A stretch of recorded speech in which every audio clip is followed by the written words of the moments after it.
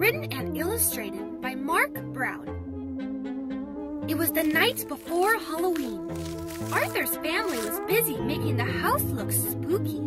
It looked so spooky, in fact, that Arthur had trouble falling asleep. Things were even worse the next morning. "Help!" screamed Arthur when he opened his eyes. "It's just me," said his sister DW. "Boy, are you jumpy. Don't forget, you have to take me trick-or-treating tonight." "Do I really have to?" asked Arthur as he ate his cereal. "You really do," said his mother. "And I want to go to every house," said DW. Arthur groaned. "Ugh, I'll be the only one who has to drag his baby sister along." Arthur didn't recognize anyone at school. There was a giant robot in his classroom taking attendance. "You sound just like my teacher, Mr. Marco," said Arthur. "I am your teacher," said the robot. The only one Arthur recognized was the brain. He was wrapped in aluminum foil. "I'm a baked potato," said the brain. Francine passed out special morning snacks. "Eat these," she said. "They're bat-winged brownies and vampire blood." Everyone ate them but Arthur. Then they all put on blindfolds. Buster passed around bowls he said were filled with human eyeballs, hearts, and brains. Arthur turned pale. When it was his turn, he wouldn't even touch them.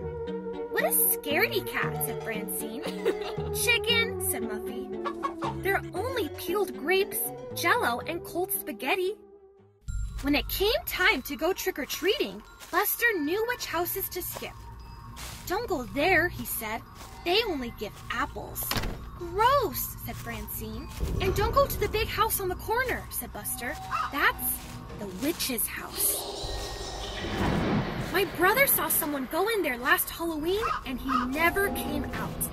Arthur tried not to look afraid. Arthur and his sister had trouble keeping up with the others. First, DW got her tail caught. Then her back broke. "You're such a pain in the neck," said Arthur. DW must be short for dimwit, but DW didn't answer.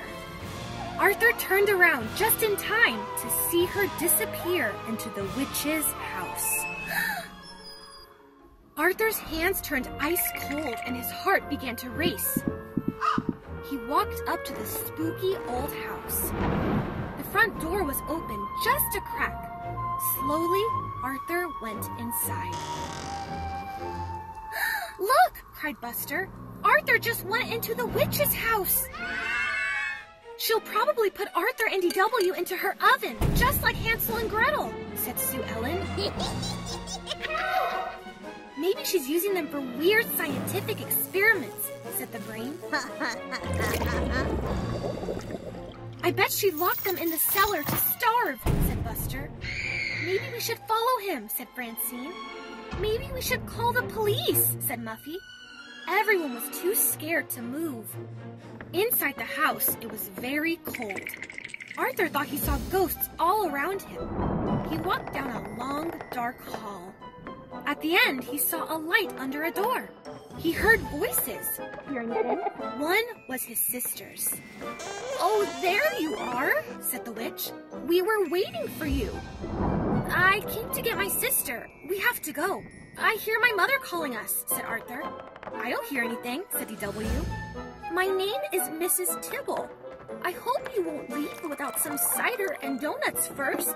"There's chocolate, your favorite," said DW. "I've waited all night for trick-or-treaters, but you're the only ones," said Mrs. Tibble. "Years ago, our doorbell never stopped ringing."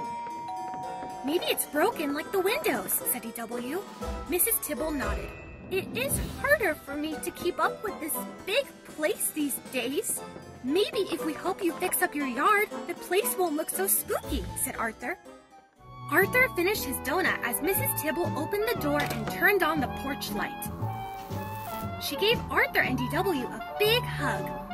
"See you Saturday to rake leaves," said Arthur. "You're still alive," said Francine. "I can't believe you went in there alone," said the brain. "You're so brave," said Sue Ellen. "What's in the bag?" asked Buster. Probably eyeballs, hearts, and brains, said Francine. It's easy to find out, said Arthur. Just close your eyes and reach in. Unless you're too scared. We've been to every house now. Can we take the shortcut home through the cemetery? Asked DW. The cemetery? On Halloween? Are you guys crazy? Asked Francine. Follow me, said Arthur as he marched ahead. The cemetery is a great place. People are just dying to get in.